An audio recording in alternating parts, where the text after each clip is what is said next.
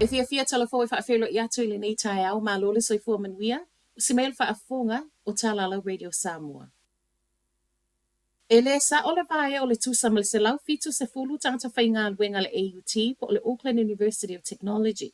O le wasaule fa atanunga mai le Employment Relations Authority ia fa alea o ngā lea fuafuanga, ma ele te tauna toi whaia nisi tu si fa atonu inai le vae au sui o le uni. O se te mo le tausanga te alwaina a matatau mawhai mai eile university, e vaea le tusamal se lau fitu se fulu o lana au whainga luenga. Ma o le ana sulu ai loa le uni le whaamasinonga o lo oilo ilo ina mata upu tau ngā luenga. Ma ia Tina Smith o le Perestene o le Tertiary Education Union e whaata ia le sawa le whaasilisilanga o le aalu le vaea a o le ana maua tupe whaasili e se fulu lua tesi valu miliona i le tausanga wha le tupe lua afe lua sutasi e se ile se fulu lua tesi lua miliona le ana maua i le lua afe lua se fulu. Wa maliu le pepe na pa ui tutonu o le tangi o lo o alu iai o taota o whale tā ele. O la waule na nafi na tupua i se tasi o whale Westmere Wanganui le e whaape lua ta avale le whale mai ma le helikopa na awi natu iai. Na vave o na awi natu le pepe le whale mai tu sa leo lata lata le tu lai whai le fiafi ma ina i tu la muli muli ane ai wha amauti no mai loe le ofiso leo leo ua umalo na soifua o lo o wha awauso e soenga i le nei mata upu. E ti ngā ina manu anga o le ali ina maua i lungo le awala i sauteo au kilani ana nafi. O le awala tuai karaka le ana mawai ma na awi natu wha atopitope le whale mai.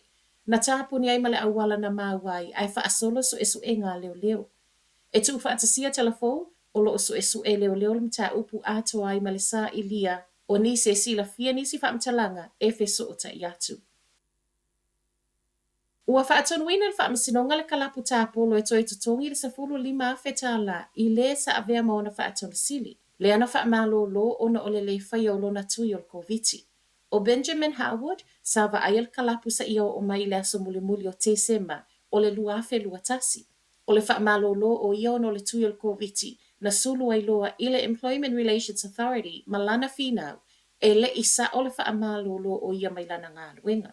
Na fina wai ia toe tutongi mai ona tutongi ele i maua, ona o le whaai unga o iei nei ato ai malangona ti ngā na a fia ai le mawhauwhau, ai mai se lona a inga.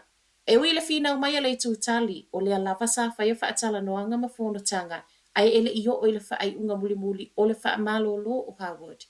I le sila sila le wha masinonga ele i lava le piriota sa tu ina atu e tatawai, o na whaia umatu i e lua. Ato ai ele i wha maliaina le wha masinonga, a mea na wa aile pūlenga i se isi lava awala e mawhai e ona whetu una i le ngā luenga, ina ia maua i pēa se awa noa. O le unga le whaamsinonga, toe tutongi le kalapu le se fulu 5 feta la mō langona maasiasi uo o ia Howard, ona o le whaai unga le kalapu ato ai ma tutongi o le lua maasina. Ma tala whaai u, o le esa peresi tēnei le mongrel mob, le ana maa walo na tino ma leo i le whaatu anga i Canterbury i le vai aso nei.